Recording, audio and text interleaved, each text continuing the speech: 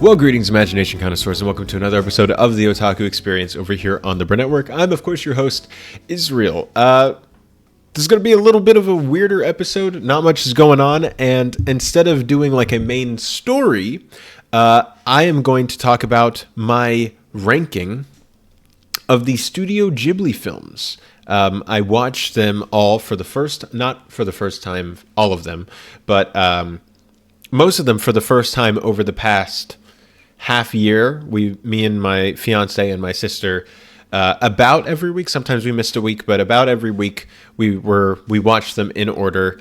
So now I've seen every Studio Ghibli film, and as the most famous like anime studio of all time and one of the most famous film studios, just in terms of how iconic they are, I figure that we would rank them as like the big thing in this episode, and then we'll move on to some smaller stuff that's going on in terms of this week's news. But anyway, let's head on over to Tier Maker, where they had one already set up. I guess if you want one, you can I just Googled Studio Ghibli tier list because I knew there would be one, and I found this one, and looks fine. So here we are. So here's the list of everything: Nausicaa of the Valley of the Wind, Castle in the Sky, My Neighbor Totoro, Grave of the Fireflies, Kiki's Delivery Service, Only Yesterday, Porco Rosso, Ocean Waves, Pompoko, Whisper of the Heart, Princess Mononoke, My Neighbors the Amadas, Spirited Away, The Cat Returns, Howl's Moving Castle, Tales from Earthsea, Ponyo, The Secret World of Arrietty, From Up on Poppy Hill, The Wind Rises, The Tale of the Princess Kaguya, When Marnie Was There, The Red Turtle, Earwig the Witch, and The Boy and the Heron. And I'm going to go ahead and edit this list a little bit. Oh, why is it not letting me adjust these? Oh, I guess it won't let me adjust them while my screen's like in, I keep my screen in half, like the half window, so that way you get the split screen look that I like. I had to refresh it. So here we go. Okay, so I'll do like a letterboxed ranking almost, and I'll stick with that. 4 out of 5. Okay, well, let's do 4.5 out of 5. 4. And I don't think I have really anything below a 2 out of 5, I think. So I think we'll just have that be our limit. I'll be referencing my my letterboxed as a reference because I use that religiously, and it is really hard to type out these numbers while talking. Like I'm like, it's really hard to do this, but I use that religiously, and so I was like keeping track of all the films that I was watching while I was going through the list. So. Or while we were going through them, and then I had them all in my list there, and I've already ranked them, so we'll just use this for reference over here. All right, so let's get started here. I don't know why my screen is so dark. I do know why. It's because I have a really dark window open. There we go. I'll put that right over there. Okay, so my number one film of Studio Ghibli. Well, it kind of depends on how you're defining this, okay? And I have this in my letterboxed ranking, where I just splashed my face. Where I have this like in the description of my letterboxed ranking, where to explain this because there's a reason, okay? So I'll do this, okay? So my number one film is My Neighbor Totoro and Grave of the Fireflies together. Now, you'll probably be like, that doesn't make any sense, Israel. Those are two movies. You can't do that. Did you know that in Japan, when they were originally released, they were released as a double feature? And they actually put them in either order in different theaters just to see how the reaction would be. And in the cases where Grave of the Fireflies was the second film, more people would leave between films than they would if Grave of the Fireflies was the first film, because Grave of the Fireflies is one of the most depressing films ever made, right? But when you put the films together, one is Hayao Miyazaki, one is Isao Takahata. They're kind of using the same jumping off point. It's the end of this war. Is it World War II? I think. Is it World War One? I forget. But they're jumping off of that starting point. They're both coming off of a war. They're both following children, siblings, and just these extreme emotions. So in Totoro, it's extreme highs of happiness. And in Grave of the Fireflies, it is extreme lows of sadness and death. And it's just super tragic. And when you put those two together and you juxtapose them, to me, that is my favorite Studio Ghibli piece of art, because it was made collaboratively to be released together. So I feel like I should judge it as so. Now, when it comes to my actual, like, if we're gonna count one film at a time, I do have a film that goes above both of these two, and we'll get to that as we go through. But I wanted to put those two there first, so that way you know what the standard is, you know what like my favorite is, and you know, so that way it's out of the way, and I don't have to like explain that later.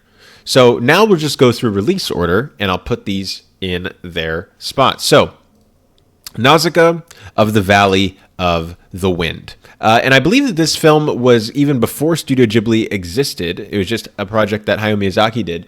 But it's been added into the collection like retroactively. Like later on, it was added in. And so it technically is a Studio Ghibli film, but it's not officially. And you can kind of tell. You can see this and Castle in the Sky. You can see where Hayao Miyazaki is starting from, and you can see where he's going, and you can really learn a lot about him. As these films progress, when you go from Nausicaa all the way to The Boy and the Heron, which came out 2 years ago, like you really learn a lot about Hayao Miyazaki, about who he is, the values that are important to him, his views on things in life, and you really get to see him hone his voice and really mold it into something that's essentially flawless. But here it still has some rough edges, and he's still smoothing it out. And so I would put Nausicaa at about a 3.5 out of 5. Good movie. Not my favorite, but solid movie, and it was a solid first watch into into everything. Then the official first Studio Ghibli film is Castle in the Sky. Castle in the Sky, once again, I believe directed by Hayao Miyazaki. And Castle in the Sky, I would also give a 3.5 out of 5, but I would put it above Nausicaa of the Valley of the Wind, because I think this film is a lot more honed in what it's trying to say, what it's trying to explore, and you really start to see the subtext that Hayao Miyazaki is going for. And you might notice that's going to be kind of my focus on a lot of this stuff when I'm talking about this, is especially with Hayao Miyazaki and Isao Takahata, and I guess a little bit with Goro, you really get this. Goro kind of just because he has like 3 films, not a whole bunch, but he does have some. But with specifically Miyazaki and Takahata, you have these two artists who essentially just like have an entire career in this one studio. Now, of course, I believe Isao Takahata did more outside of Studio Ghibli, and Miyazaki did stuff before Ghibli, but essentially that's how I'm viewing this. Like these are these two artists like canvases or collections. Like if you went to a museum and you see like a collection of paintings of like this artist's work in a gallery, it's almost like that. And so I'll be talking about these films like that a lot, because when you watch them like this and you view it as this collection, I think that's it. It becomes something really, really special when you view it like that, at least to me. And so that's how I'll be talking about it. So then we go to Kiki's delivery service, and everybody knows Kiki's delivery service is just a beautiful bundle of joy. I just love it. I want to rewatch. I want to rewatch a few of these films, because a few of them I feel, because we were doing one every week, and because it's all from the same director, they kind of in your head, like you don't mismatch like events and scenes and stuff, but like the overall ideas and feelings that you get, because they all cover a lot of the same themes and values that Miyazaki has, they kind of all start to blend together a little bit, and you kind of lose what each film's distinctive voice said. And so I want to rewatch Kiki's Delivery Service, but for now, it's between 4.5 out of 5 and 4 out of 5. I think right now, I'll put it here, but I think if I rewatch it, it'll instantly jump up here. But for now, I'm going to put it at a high 4 out of 5, and we'll leave it right there. And then we have Only Yesterday, which I believe is the first film from Isao Takahata in this list. Unless we already did, unless Grave of the Fireflies is before this. I forget the release dates of those two in comparison to each other. But anyway, so this is one of his first films on this list. Definitely the first one I watched, because when we started this marathon, Grave of the Fireflies was not on Netflix yet, so you couldn't legally watch it anywhere in the U.S. Now it's on Netflix, so I really recommend going to watch it while you can, because I believe every other Ghibli film, other than The Red Turtle, is on Max. And the Red Turtle, we found it for free on YouTube, and so that's where we watched it. And Grave of the Fireflies is on Netflix, but everything else is on Max. So I recommend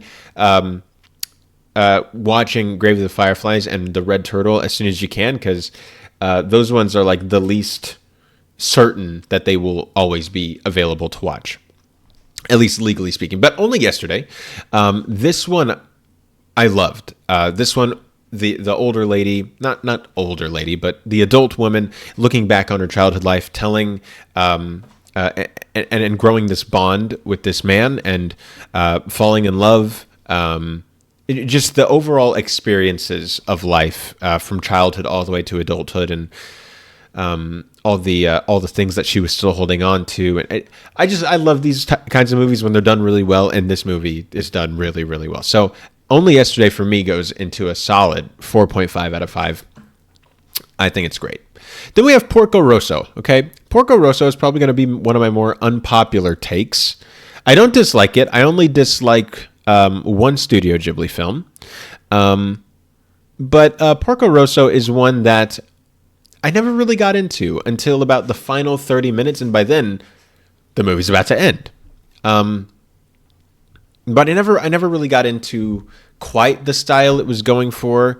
I definitely, it might just be, maybe I don't know. But for me, the fact that everybody was like into the girl who was still like a child, like, I don't know, like, come on, like that didn't hit me right. And so there's some stuff in this that definitely kept me from being fully like, wow, this is amazing.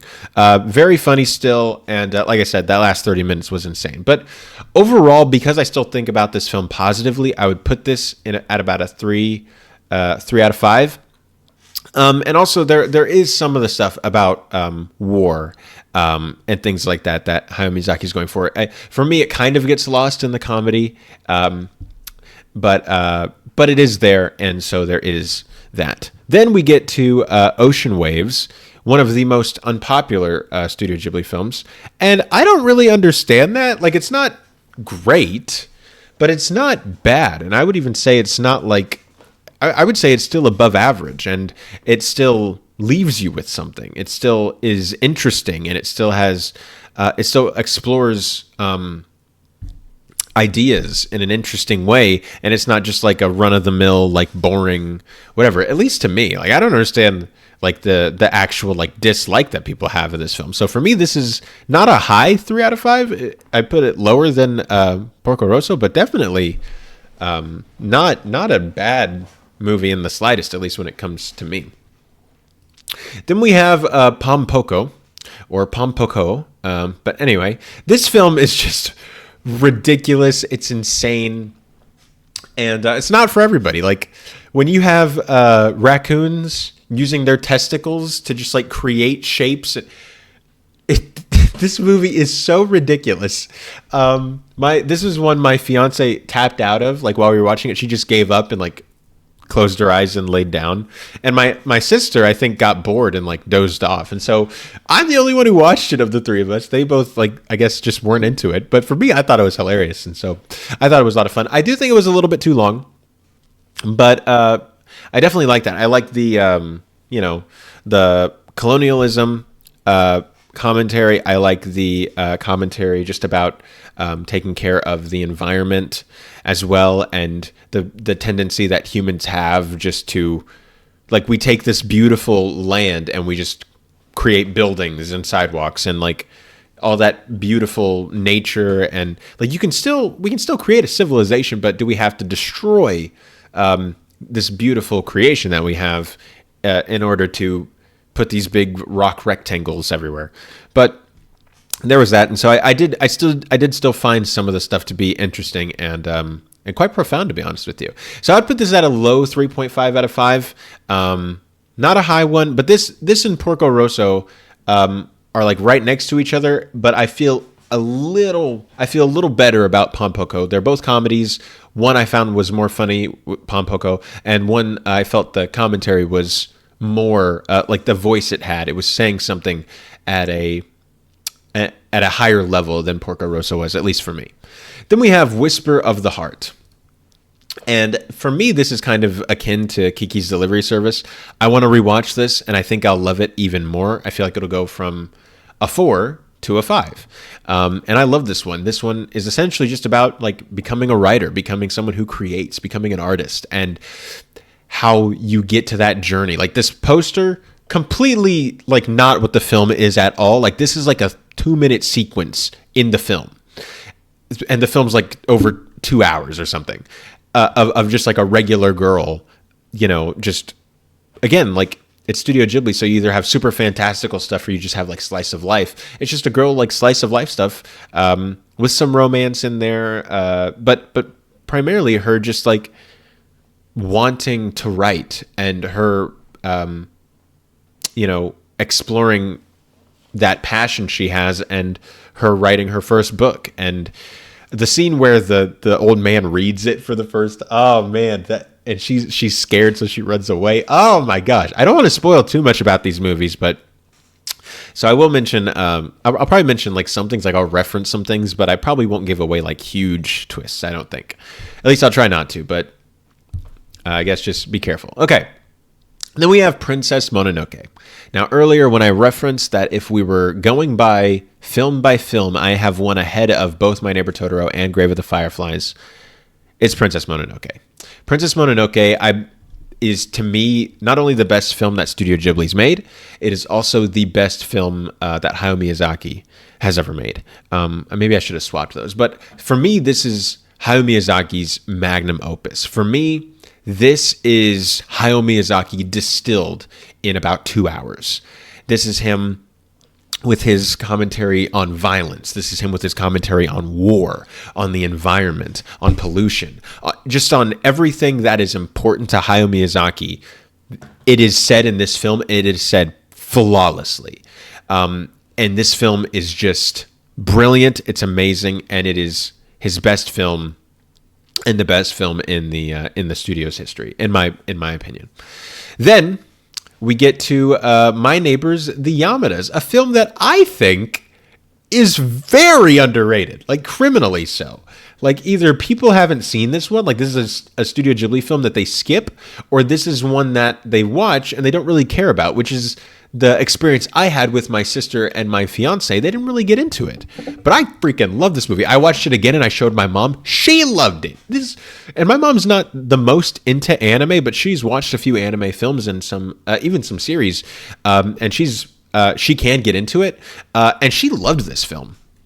And I guess I get it. It's not your typical like narrative picture. It's based on a comic strip, and it feels like that. You have these many little adventures, even the art style and the background. It feels like you're watching a comic strip come to life.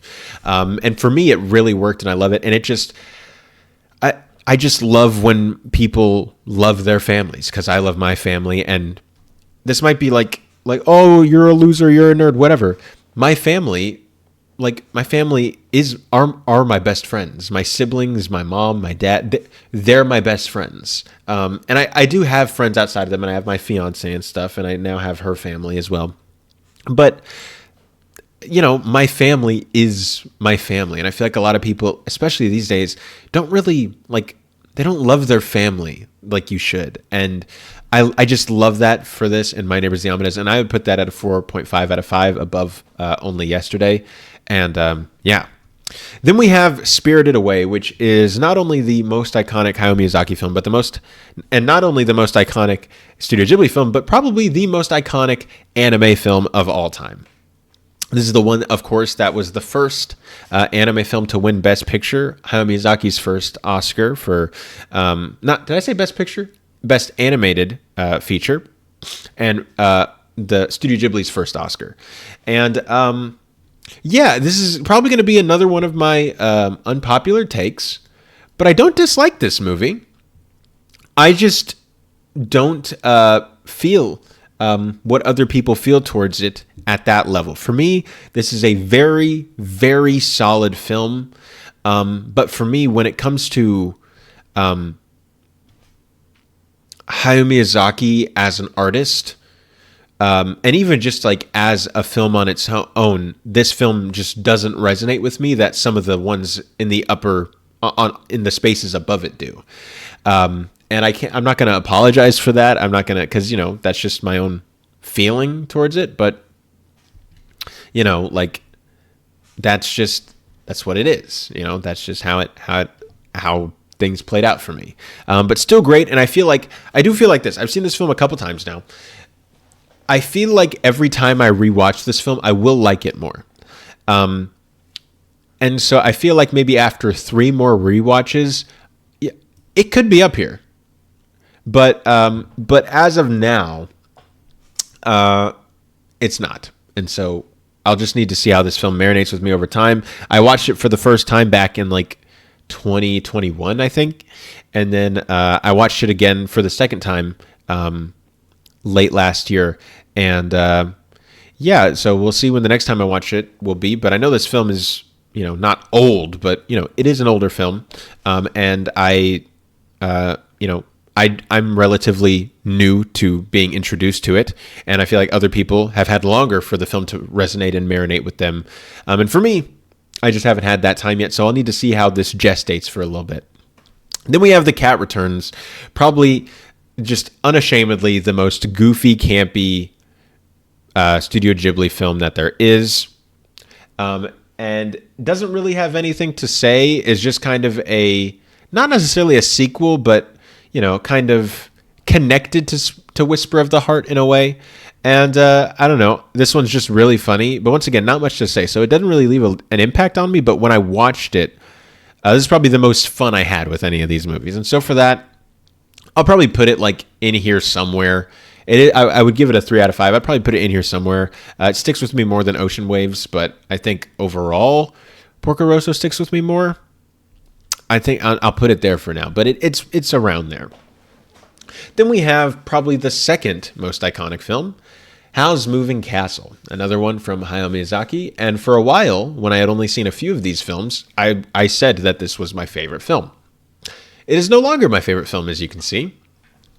And it's actually dropped quite a few spots with the more films I've watched. And for me, this film is about where I would put Spirited Away. I do feel stronger about Howl's Moving Castle than I do about Spirited Away, especially in its war commentary. But overall, geez, we've been going for 23 minutes. Holy cow, I need to speed this up. Hold on one second. But I still think that Hayao Miyazaki has had better stuff to say at a higher level in other films, and stuff that has resonated with me more, and so I have to put it above there. And then we have Tales from Earthsea, and I will just say this is my least favorite Studio Ghibli film. This is the only one that I would say is a bad film, which really sucks because I heard all the stories about Goro Miyazaki and how him and and the stories about Hayao Miyazaki's reaction to, especially this film, but just Goro, especially when he started directing, just like you want to root for the guy, and so I was really rooting for him. And this isn't this. I just feel bad. Like, I'm sorry, Goro. Like, I'm sorry. But I don't like this movie. I think there are interesting ideas, and I think that if there were a few more passes at the script and a bit more hammering out, this one feels like, remember how I said like Nausicaa felt like it's Hayao Miyazaki, but not fully hammered out. I would say the same thing about Tales from Earthsea, except it's way more sloppy than Nausicaa. Like, it's it'd be like if someone gave a speech and they're stuttering and mumbling and their thing is out of order. And it's like, yeah, I can see you're trying to say something, but it's like, I don't even know where to begin in terms of like fixing this. Whereas Nausicaa, the Valley of the Wind, yeah, like, okay, you could maybe adjust this paragraph and you could edit it there and make, to make what you're trying to say stronger. Tales from Mercy to me is just completely sloppy, and I don't even know where I would begin in trying to get the film to where I think Goro's trying to get it to. And so there's that. And so, okay, we got the worst one out of the way. I feel bad, but it's all right. And then we have Ponyo, my fiance's favorite film. She thought this was the cutest one. And my little sister's favorite film, or one of them, of all time. She loves this film. It's been like almost like comfort food for her, like a comfort film for as long as I can remember. And and for me, it's a good, solid time. I think it's really cute. But that's really it for me. This film didn't really have any lasting impact other than it was really cute. And the end credits song. Ponyo, Ponyo, little fishy in the sea. Come on, banger. But I would probably put this around here. Just really cute movie. About a 3.5 out of 5. Lots of fun. And I would put that in a list of films that I would say these are the most accessible Studio Ghibli films. Like for someone new to the fold, like watch that. I think the last one on that list would probably be like Boy and the Heron. Like Boy and the Heron is like so far inside baseball. Do not show them that. First, don't show them that first. Show them that like towards the end. Then we have The Secret World of Arrietty. A film that I don't feel really that strong about one way or another, but I still had a decent time watching it. I would probably put it around a little above Pompoko. I'd probably put it around there. And just a solid, cute movie, about 90 minutes. Yeah, made me probably the most Disney feeling of them, and made me feel like I was watching a movie like as a kid. So I guess that's got to go for something. Then we have From Up on Poppy Hill, the second film from Goro Miyazaki, and his best, which sucks because this film is written by Hayao Miyazaki. So it's like even his best film isn't even like a full win because his dad wrote it. And so I just feel bad, but it's about here for me. They didn't have to go with the teasing the incest route. Like, oh, are they siblings? I didn't really need that. And then like the reveal that they're not at the end. We were like, me and everybody, me, my sister, and my fiance, we were like, phew, because it was just like the whole movie. It's like we're related, and it's like, okay, thanks. I didn't need that in my movie, but appreciate it. And then like the fixing up the school plot and stuff like that, I thought was just a cute little slice of life film. And then we have The Wind Rises. Now, The Wind Rises is one that I was very excited to watch because before I had seen it, and in 2023 when Oppenheimer came out, I had heard comparisons of Oppenheimer to The Wind Rises and how it's almost like very similar premises in terms of their films, but just two different explorations and two different viewpoints because it's two different artists doing it. And for me, and maybe I just have like the benefit of like hearing that connection before I watched it, but yeah, I mean, just a wonderful film about like just romance and as well just building these machines that'll eventually go on to do great damage and great harm, and the weight that comes with that. Just, not the exact same, these two films, but still really wonderful film. And another film that I feel like if I rewatch it, I will like it more. I feel like a lot of these have that quality. Then we have The Tale of Princess Kaguya.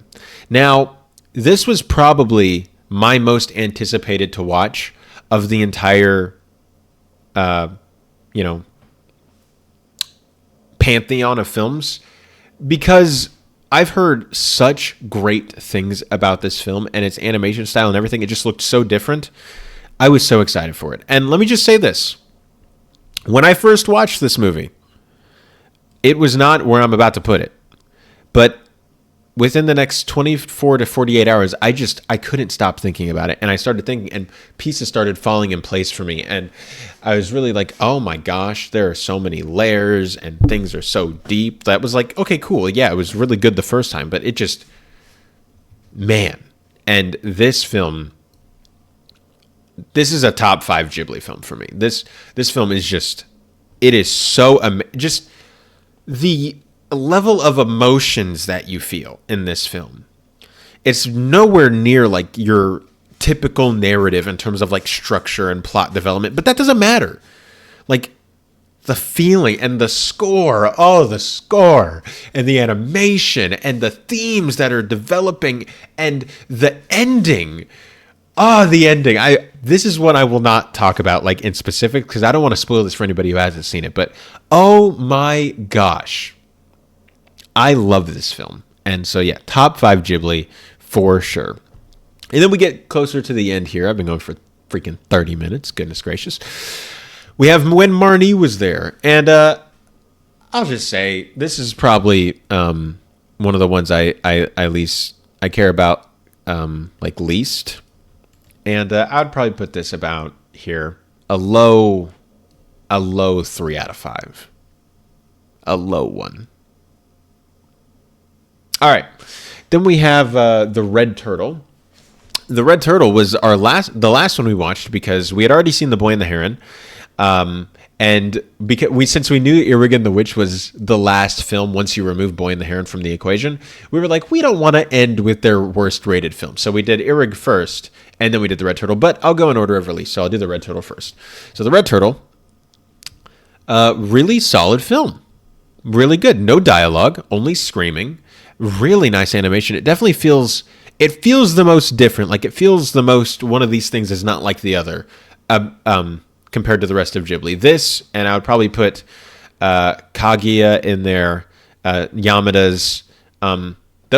These films just feel very different from the rest of them. But Red Turtle is just like so far away. Like it doesn't even feel like a Studio Ghibli film. And that's not a bad thing. It's really good. I think if I understand right, this was made by almost like an indie film, kind of, maybe. And Studio Ghibli is essentially just the distributor of it. And so that's why it gets added in versus this being like a Studio Ghibli production. I could be wrong, but I think that's what I understand. Because especially when it opened at the beginning and the Studio Ghibli logo was red, I was like, oh my gosh. Yeah. But really solid film, really good. Just another film about life. That's if I could describe anything about like Studio Ghibli, like if I could distill it in a sentence, it would be just like the beauty of life. Just the highs and lows, the beauties and the tragedies of life, and the extremes in between. Primarily from a child's point of view. Just that's how I would describe Ghibli. And this film, just another really solid entry. Like a lot of these films are just really good. What can I say, man? But this one I would probably put about there. I think. I think I would give this a 4 out of 5. Yeah, and just a really solid entry. Then we get to Irrigan the Witch, and I'll be honest, y'all just trying to be different. This film is not like okay. Yeah, I'll put it here. This film is not like the amount of 1-star reviews I saw or half-star reviews, I was like expecting a disaster. Yeah, okay, it's not great. Okay, it's not really saying much. It's very muddled.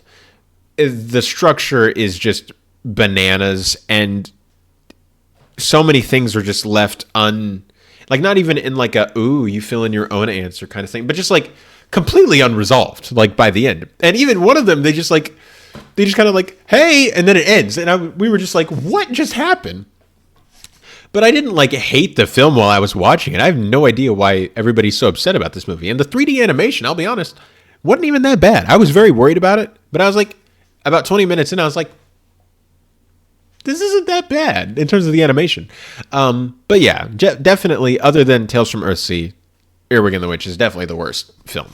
But I'd put it about 2.5 just because it's the most empty. I don't dislike it, but I don't really like it either. It's the film that I feel like the most nothing about.